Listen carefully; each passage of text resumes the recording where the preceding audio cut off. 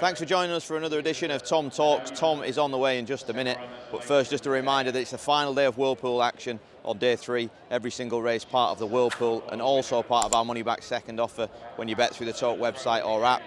We've also got a £250,000 play spot to be won, and that's available on every single day at the York Ebor Festival, so make sure you get involved. But let's head over to Tom, get his thoughts on a really good book of rides on day 3. So it's on day 3 of the York Ebor Festival, winners on the board already.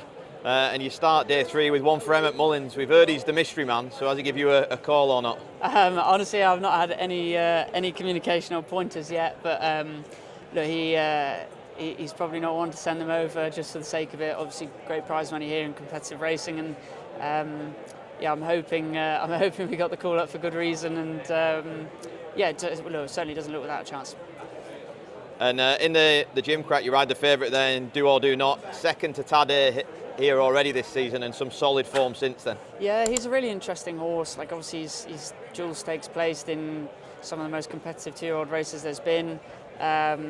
We stepped him up to 7 after the July stakes, and he ran really well again at Goodwood, but we had a conversation the other day about whether it was Acomb or Jim Crack, and we just felt like with the headgear going on, being a bit more aggressive on him in the Jim Crack might just be the ticket. So look, here we are, and hoping he can sort of prove that decision right. He's a very good little horse, and he's definitely one of them. I don't feel like we've got to the bottom of him yet. So look, hopefully we can find that tomorrow.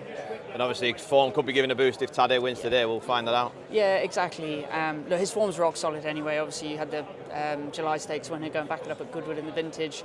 He held very much a similar line of form to that. So, you know, he's got some of the strongest maiden form you can find. Being a maiden, he's got some of the strongest form you can find in the book, and yeah, hopeful that he can finally get his head in front tomorrow. And into the Nunthorpe then, it's fast and furious, that one. You've got an outsider in Calandine, but obviously you know a lot about him. Yeah, she was winner of a Lowther, obviously very good at 2. Has come back this year. She ran very solid. She was unlucky not to win at Chester, really, just got beaten by a course specialist that day. 5 furlongs here is going to be sharp for her. It's a bit of an experiment, but she's a good filly, and look, it's quite a wide open race, to be honest, this year, and draws are going to be a big part, as they were last year, and look, hopefully we can be in the right spot.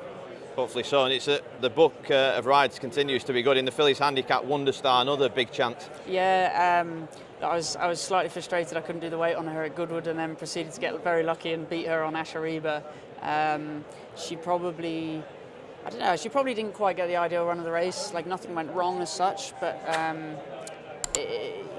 she came to challenge me half a furlong to go, and I thought she was going to get the better of me, and she just had to do an extra bit of work to get there. So look, hopefully with a smoother run around tomorrow on a flat track, she should be suited by that, and yeah, coming off the back of that good effort at Goodwood, she should be hopefully really knocking on the door late. And then your last ride of the day, Sea Force in the mile handicap, yeah. Thought it was a really interesting run. It looks as though firmer ground is suitable, and you'll get that, and only a pound above the last winning mark. Yeah, exactly. Look, I had a long enough discussion about whether I was going to ride him or not, because he's got 8.8, which is at the lower end of my scale. Will it be worth the sweating? Well, look, that's ultimately the decision you've got to make, and as you said, that Goodwood run was really strong. Didn't really feel like he liked that soft ground that much. Flat, smooth track, definitely suit him better. He's a lovely horse, still a little bit immature about his way of racing, so I'm hoping the flat track at York can suit, and having no weight on his back will help too.